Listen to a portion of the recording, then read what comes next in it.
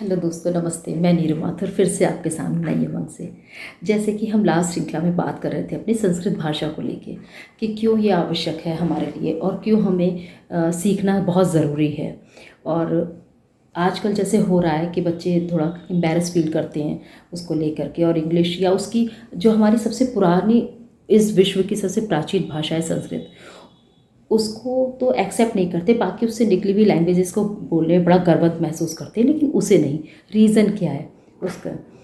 तो कई रीज़न जैसे हैं उसके, लेकिन उसमें से जो एक रीज़न जो मैं जिसको लेके बताने जा रही हूँ, वो मुझे लगता है कि आजकल बच्चे और पेरेंट्स दोनों ही ये सोचते हैं कि इंग्लिश जो है प्रचलन की भाषा है, इंटरनेशनल लैंग्वेज है।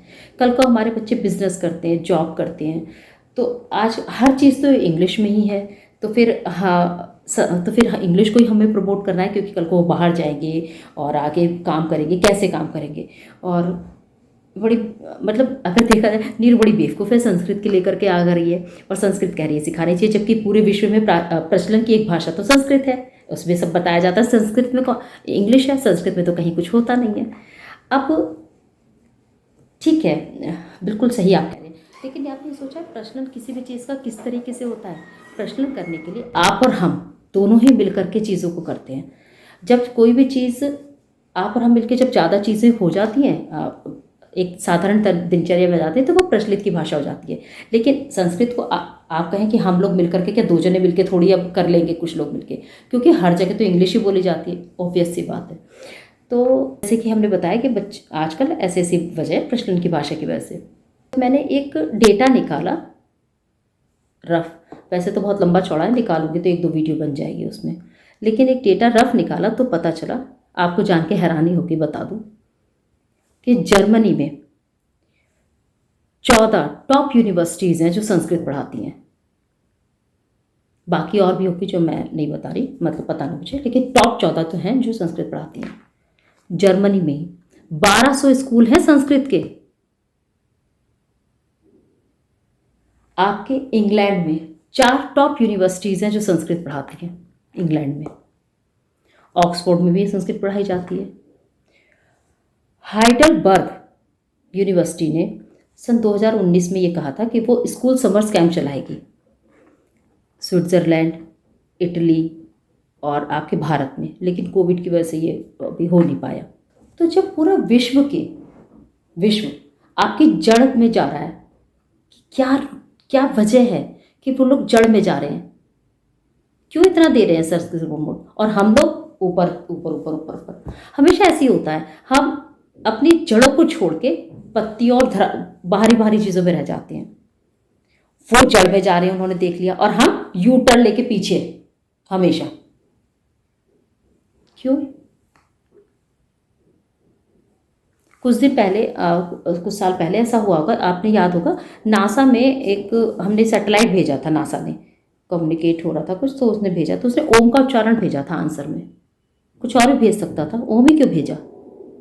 सोचिए, ऐसा ना हो आने वाले कुछ सालों बाद ही आपके बच्चे आपको दोष दें, हमारे ने जो गलती करी, ठीक है हम अब तो कर सकते हैं। ये एक्सक्यूज़ बिल्कुल बेकार का है कि आप कहें कि अरे मेरे बच्चे बड़े बिजी हैं, बिल्कुल टाइम नहीं है, और अब क्या करेंगे? 24 घंटे कोई पढ़ाई नहीं करता, बाकी सारी चीज़ें आप सिखाते हैं, बड़े हाई फाई महसूस करते हैं। स्विमिंग सिखाएंगे, गिटार सिखाएंगे, डांस सिखाएंगे, कराटे सिखाएंगे, ब्ला ब्ला ब्ला, दुनिया भर की चीज़ें सिखाएंगे। तो क्या 1 घंटे संस्कृत को नहीं दे सकते आपके बच्चे? ऐसा ना हो जब वो बच्चे, आपके कल को बच्चे बाहर जाते हैं विदेश में पढ़ने के लिए, बिजनेस करने के लिए, इंडिया में या विदेश, और वो बच्चे जब संस्कृत में बात करें और आपके बच्चों के पास समझने की भी वो ना हो, कि वो समझ भी ना पाए। सोचा उनका मेंटल स्टेटस क्या होगा, कि वो अपनी धरातल को ही, अपनी धरोहर को नहीं पहचान रहे, और वो आपको सिखा रहे हैं। तब कितना एम्बैरेस फील करेंगे, आपको नहीं लगता? और ये ज़्यादा दूर नहीं है, जिस तरीके से मैंने आपको डेटा बताया। क्या हम 1 घंटा नहीं निकाल सकते? बाकी कम, मैं ये नहीं करी कि मास्टरी करिए संस्कृत में, ठीक है आप सारी चीज़ें करिए, इट्स ओके, कोई बुरी नहीं है, लेकिन कम से कम अछूते तो ना रह जाएं उससे। ऐसा ना हो कि अछूते रह जाएं बच्चे आपके। इस बात का ध्यान रखिए।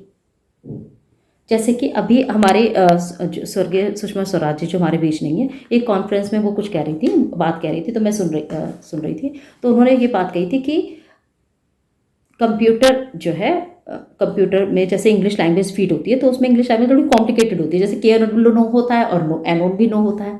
तो वो संस्कृत में इसको करने जा रहे हैं सबको, बहुत बड़े लार्ज स्केल पे संस्कृत में ही कंप्यूटर की सारी लैंग्वेजेस उसमें फीड होगी।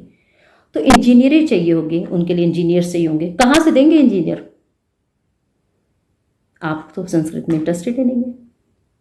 फिर वो बच्चे हमारे यहाँ आकर के और हमारे धरातल को, हमारी ही संस्कृति को, और फिर वो काम करेंगे और हम सिर्फ देखते रह जाएंगे। ऐसा ना हो कि बिल्कुल ही अछूते रह जाए और बहुत लेट हो जाए।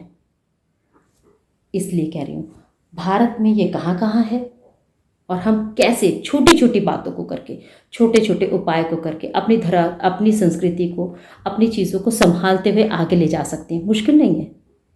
इस विषय में आगे की श्रृंखला में हम बात करेंगे कि हम कैसे छोटे छोटे उपाय करके, और भारत में कहाँ संस्कृत की चीज़ें हैं और हम कैसे कैसे उसे प्रमोट कर सकते हैं। बड़े अफसोस की बात है कि हमें अपनी चीज़ों को प्रमोट करने के लिए कहना पड़ रहा है, लेकिन ठीक है, कोई बात नहीं, हम इसकी आगे की श्रृंखला में बात करेंगे। तब तक के लिए खुश रहिए, हैप्पी रहिए। ठीक है, नमस्ते, बाय।